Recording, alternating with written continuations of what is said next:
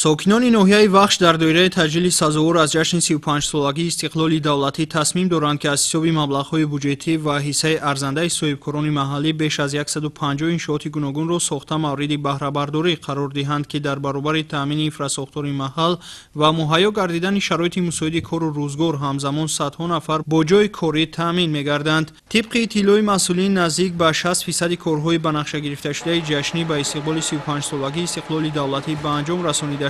در دیگر انشاءات بنیادشونده کارهای ساختمانی با مرام ادامه دارد. در دایره جشن 35 سالگی استقلال دولتی جمهوری تاجیکستان در ناحیه وخش 150 عدد بنا و انشاءات گوناگون به نقشه گرفته شده است تا به امروز 85 عدد آن مورد استفاده قرار داده شده.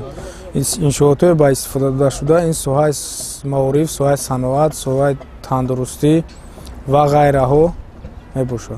در مرکز جماعت شهرک وخش از طرف صاحبکاران وطندوست بینای نهشونه ادامه دارد. در آینده نقشه گرفتیم که بینای منزل استقامتی 12 آشیانه روزهای نزدیک کارهای ساختمانیش آغاز می‌گردد. در برابر وسعت کارهای ساختمانی در انشاءات بنیادشونده جشنی همزمان بهره تقویت اینفراساختور محل اقدام‌های زیادی آبادانی در سمت تعمیر و از نوسازی راه و پل‌های ماشین‌گذر در همه جماعت شهرک و دهات ناحیه با مرام ادامه داشته. در این کار سهم اهل جماعتچگی مهم ارزیابی می‌گردد.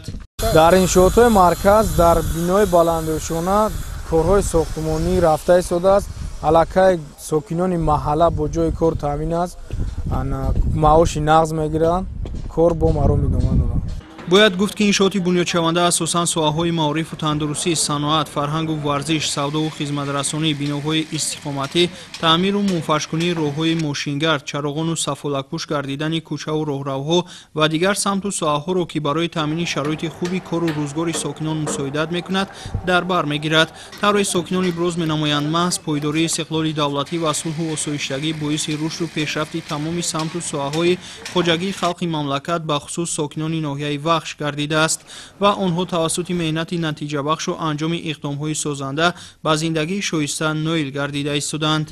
طور مشاهده می‌گردد با استفاده از موسم مساعد در زمینه عملی‌گردی برنامه کبودیزارکنی شروع از درآمدگاه مرکز ناحیه، شفاف راه‌ها، گلگشت و خیابان، نزد تشکیلات و مؤسسه‌ها و دیگر مکان‌های جمعیتی گل‌های رنگارنگ آرایشی با رعایت طلبات پرورش شناخته شده است که زیبایی اطراف را تأمین می‌نماید. بهر جشن بزرگ 35 سالگی استقلال دولتی جمهوری تاجیکستان ما تصمیم گرفتیم که دو کنار راه درآمدگاه ناحیه وخش را که از 1 کیلومتر عبارت میباشد از ارچه‌های زیبا سرسبز نمودیم بهر سرسبزی همه مملکت همون سهم خود را بزرگیم.